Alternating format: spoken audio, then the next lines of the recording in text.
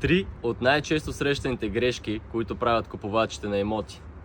Търсят имот преди да са изяснили своето финансиране. Срещнете се с кредитен консултант и изяснете своето финансиране, за да не губите време в огледи на имоти, които дори не можете да си позволите. Търсят сами, без помощта на агенция, за да спестят комисионна. Неловката истина е, че вие ще платите комисионна така или иначе на брокер, който не е свършил нищо за вас, освен да ви отвори вратата. Взимане на бавни или прекалено бързи емоционални решения. Пазарът на недвижими имоти е интензивен. Ако един имот ви е харесал, чувствате го като свой дом още щом влезете, не чакайте с взимането на решение. Докато вие гледате и нещо друго, имотът вече е закупен от по-решителен купувач. И обратното, не взимайте прибързани решения.